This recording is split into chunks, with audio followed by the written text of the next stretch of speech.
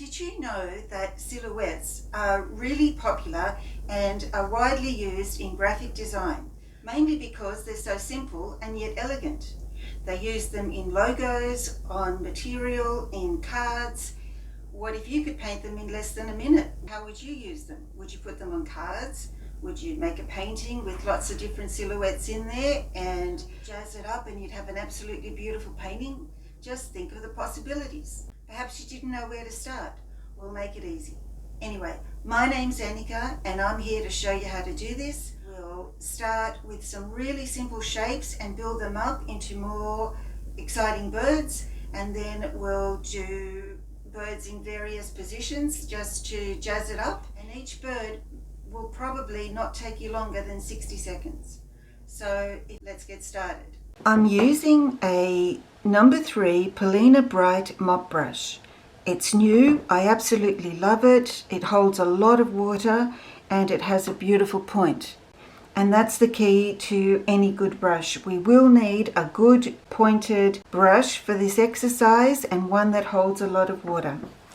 It doesn't matter what size you have, but the size will dictate the size of your birds because we're allowing the brush to be in charge.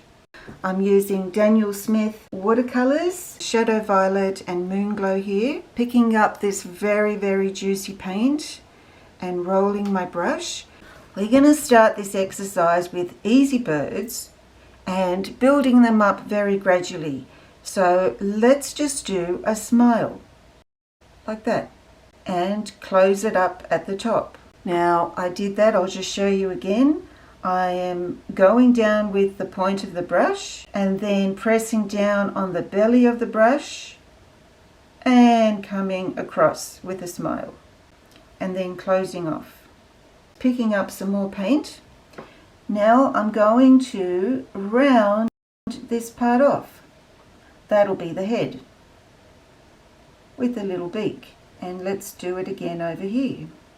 No matter how simple your birds are, if you know a little bit about their anatomy, it still does make the job easier. So I know that their tail starts about there. So let's put in their feathers, maybe just like that on this one, and this one might have his tail going up a bit. That's all right, he can do what he wants.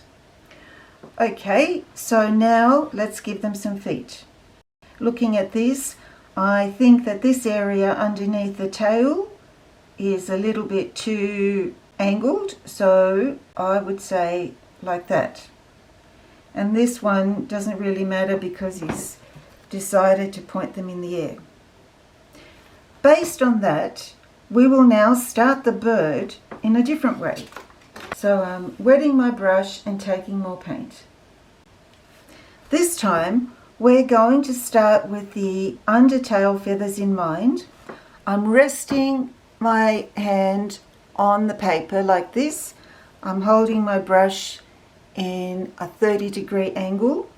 So what I'm thinking is, this is 0, this is 90, 45, so I'm saying 30. And I'm going to do that. They are the feathers underneath the tail.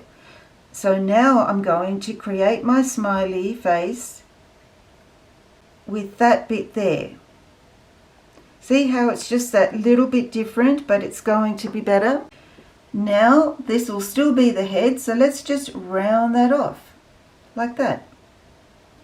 What I did here is I just put a little curve on the top line. And now let's just add a beak. We know the tail starts there, so there's his tail. And now in the middle here, for balance, we'll put the 2 feet. And now you can see that this birdie actually is better than those. Now, if we were to improve on this again, what would we do? I think we would probably give him a wing.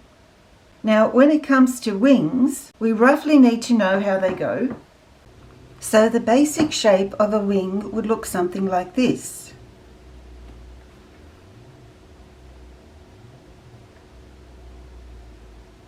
Like that. These here are the primary feathers. These are the secondary feathers, and when we put it into perspective, so we have the body of a bird, the head, the beak, then this shape works out to be like that. So here we have it, and there's our wing, and of course on the other side too, and the tail will come out of there. And let's go to our birdie, give him a wing. How about a different wing? The feathers might be coming down, and his feet. Based on these easy birds, let's do them in a slightly different position. I've taken these photos, except for that one, of blackbirds, and I've put them on a sheet and desaturated them so that you don't focus on all the colours. Well, they don't have any colours, but so that they are more shapes. But I purposely left a few details in there so that you can see where the feathers tend to start. Like this one's here, here, there, there. So let's try one of these. We'll go for this one up the top here. I'm loading my brush, and I'm now going to do a shape like that, meaning that. Taking a little bit more paint, and I can see that the beak is there. Not very pointy, is he? But it doesn't matter, we'll do another one. Now we'll give him a head. That didn't turn out good at all, but we'll just start again. Just to show you, we all need to practice. How about we start with the beak first, and now round it off for the head. And now there's a big sideways smile. This comes down, this goes round, colour that in, and then we have a tail. And we have feet. This can be improved up here while the paint is still wet.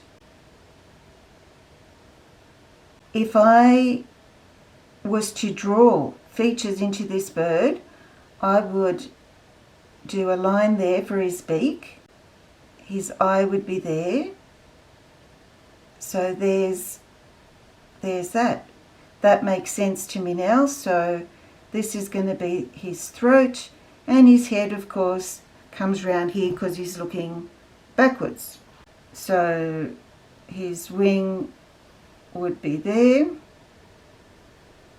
That's a fair assumption that it might go a bit like that. And his tail feathers would do that. When we know where the parts are, putting them in is easy. So even with this bird that's all wonky, what could we do there? We can still say, okay, there's the beak. I'm making it like that. He might even have something in his beak.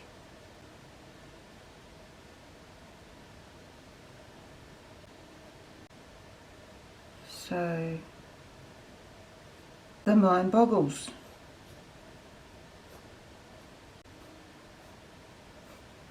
I actually like this technique of coming over with a watercolor pencil because you can make something out of nothing. Okay, we'll have a little practice on this side, and let's say we have a branch there, and let's say that this will be the direction of the bird. We can now put a head there and a body. I think it needs a wing.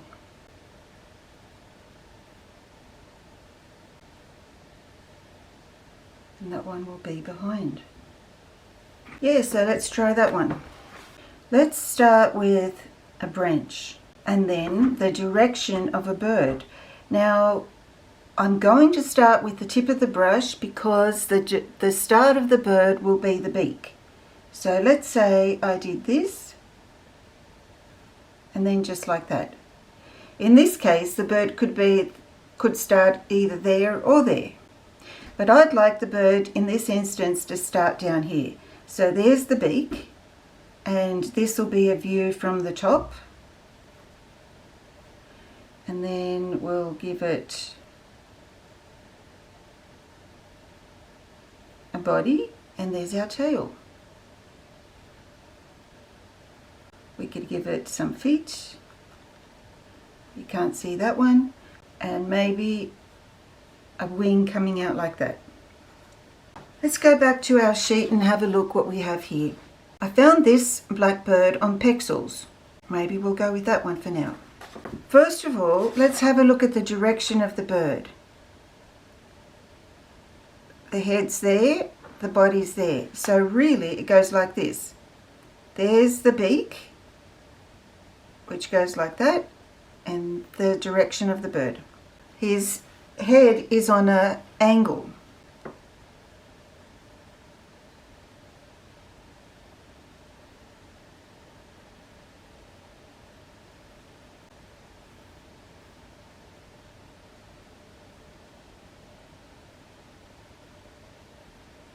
And now he has a tail, and he has his feet.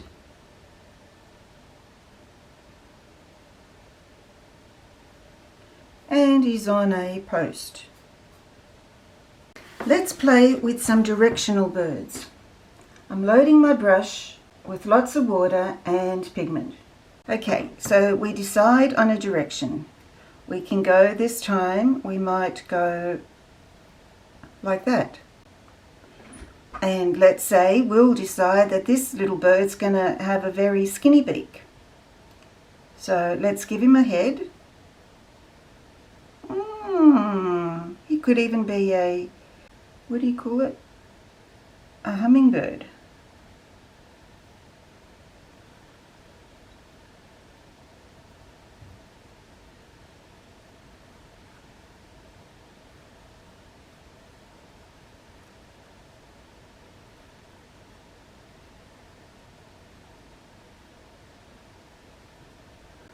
There we go. How about we start up here and do that. Now what this is going to represent is a bird feeding. Just try that, do that. Maybe give it a head like that. So now this bird is finding food on the ground. See, I mentioned earlier that if you know a little bit of your anatomy and you wonder where to put the legs, if you do know where their bones are, it's easier. So look, as I mentioned earlier, make this into a proper circle and his tail will be there. That's also the pelvis area.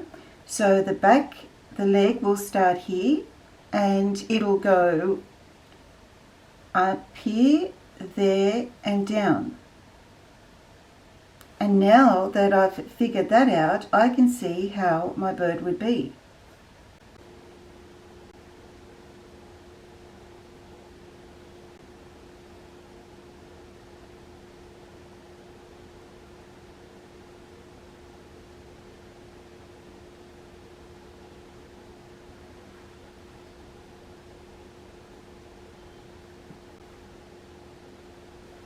There we go. What do you think? No more fussing, otherwise I'll mess it up. Okay.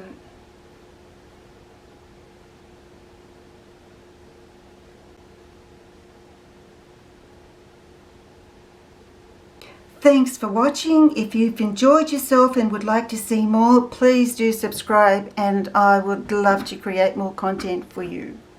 Thank you and see you next time. Bye for now.